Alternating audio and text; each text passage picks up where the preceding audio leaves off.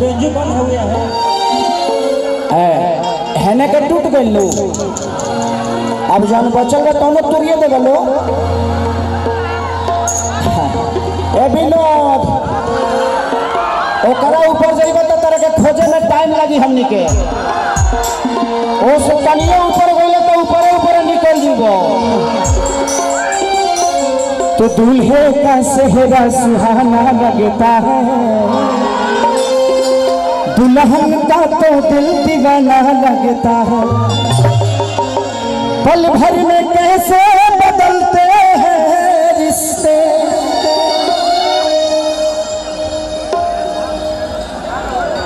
क्या हुआ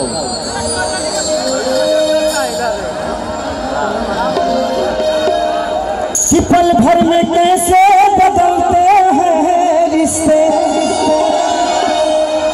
हर अपना तो देखो बेगाना लगता है दूल्हे का सेहरा सुहाना लगता है दुल्हन का तो दिल दीवाना लगता है। और सपना चौहान जी भी आई है नींबू खरबूजा वाली ओकरो को बुला ली पक्का पक्का बुला ली एगो गाना के बाद माही मनीषा जी के साथ एक गाना कर लेता हूँ। माही मनीषा बाबू आप लोग आ जाओ एक बार आ जाइए मंच पे। माही मनीषा जी काजल जी चली गई क्या एक गाना उनके साथ करना है मुझे ऐसे नहीं जाने दूंगा कि प्यार कल ही बरस कि एगो बात बताइए तो बतावे देबुगा अल्लाह बनी से नूरा लगा देबुगा कि से नूरा लगावल मजाक न होला उड़े खातिर बबुआ पाख न होला तो दिल जहाँ लागे दिमाग न लागे पूछ लेनिए से कि खराब ना लगे कि अपना बाजारा में हमारा के आवे देबुका एगो बात बताई तो बतावे देबुका अल्लाह बनी से नूरा लगा। काजल जी को एक गाना के लिए रोकिएगा वो मेरे दिल के करीब का गाना है उनके साथ करना है कि प्यार नहीं खेल लिखल अरे हाथ के लकीर में नहीं खुद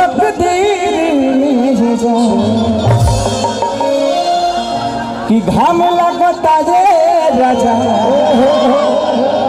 घाम लगता लेके आई इसी जिला का आप लोग का प्यारा भाई किशन जी का ये लिखा हुआ गाना आप लोगों ने मेरा सुना होगा और उन्होंने एक और गाना लिखा था हमारे सनी बाबा के भाई हैं जो सनी बाबा आप सबके जिला के कलाकार हैं उन्हीं के भाई हैं किशन जी उन्होंने गाना मेरे लिए एक लिखा था अरे कि जवानी हर जराई रे गइलाना कितने लोगों ने गाना सुना पर हाथ उठाइए तो भजन ना सुनबो यूट्यूब वाला भाई लोग कहता कि ना खाली सुनता होता तो भजन में मनोरंजन ना होला। I am Khesari Lal Yadav I am not Dhirendra Shastri हम धीरेन्द्र शास्त्री बाबा तो नहीं है बागेश्वर धाम तो है नहीं कि मंच पे आके हम प्रवचन करेंगे उनका जौन अलग है। 3 तारीख को खेसारी लाल यादव वहां भी जा रहा है हमारे कार्यक्रम में 3 तारीख के बाबा के धाम पर तो आप लोग भी आइएगा टिकट हम करा देंगे चाहे टिकट तुम अपने से करा लिया मुझे पैसा दे दे हाँ मान के चला देना कितना लोग हम तुम अपना से टिकट करा के चले ये पैसा हम दे दे ठीक बा नाहियो देव तो कोनो कार्यक्रम में कर लोग के नाम धर देते पुरस्कार में हो जाएगी। आओ कि चढ़ल जवानी जो भइल बा ए जबे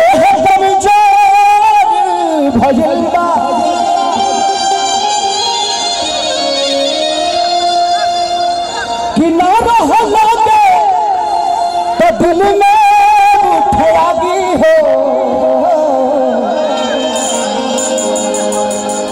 कहे तार साव तार बलिया के बागी हो।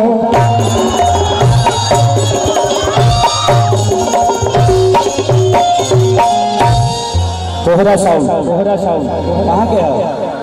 डिहरी। अरे अच्छा, कोहरा साउंड बहुत प्यारा साउंड है। अगर कोई भी कार्यक्रम हो तो आप लोग इनको जरूर बुलाइए। ये पैसा वैसा नहीं लेते हैं, खाली तेल खर्चा पे आते हैं, है ना? ले लाओ तू तेलवे में मार दे कम से कम 1.5 लाख रुपया। चलिए, लेकिन बहुत प्यारा साउंड है भाई। भगवान ऐसे ही बनाए रखे आप लोग, ताकि हम जैसे कलाकारों को मनोरंजन होता रहे। बस एक को गाना और गाओ, बहुत कलाकार बढ़े ऐसे जो सबके सुनल रहो जरूरी बा। शिल्पी राज हमार बहन, विजय चौहान, अंकुश राजा, अक्षरा जी भी आई हुई हैं। तो बहुत सारे कलाकार हैं, सपना चौहान। तो सबको प्यार और आशीर्वाद दे के जाइएगा आप सब। अरे की जहां है पिया जवानी हमर जवानी रे गइलाना पगले पर हल्ला तो करो। तू पीछे से हल्ला करत रह, तू हल्ला करत रह कि हवा छोड़त रह। एक नंबर गिरबा तो देख लिया नीचे कनो चोख चीज नहीं खानो ना तो तोहरे मजा मिले लगी। आदमी बन जाइबो।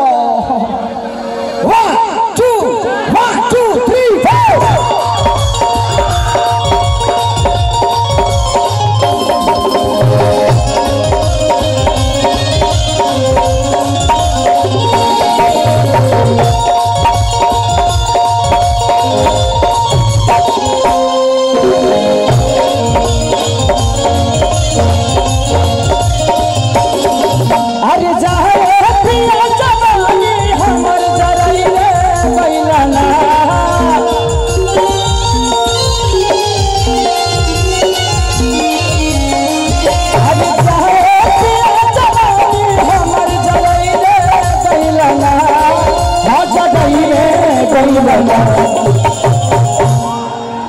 तो माही मनी सवार।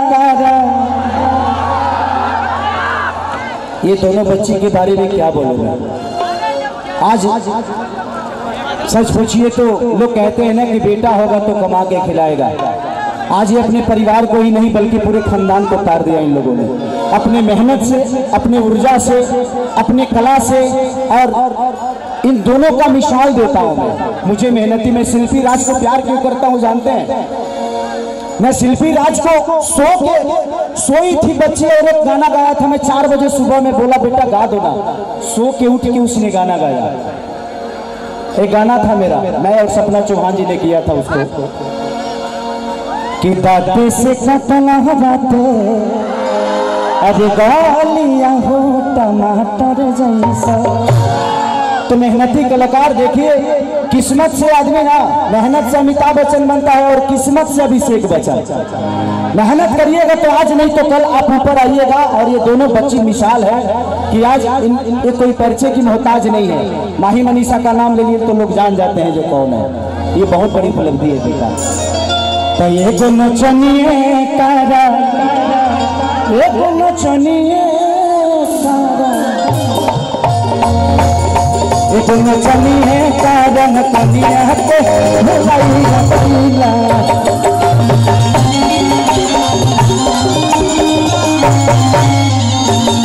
एक नचनी है कारण कनिया के भुलाई रखीला।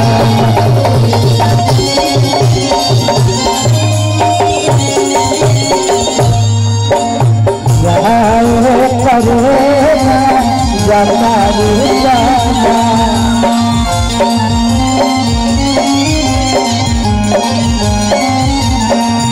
हमारी बात का देख भाजपा में निकाल लो गई जिया जिया दादा भी हम खुश गई।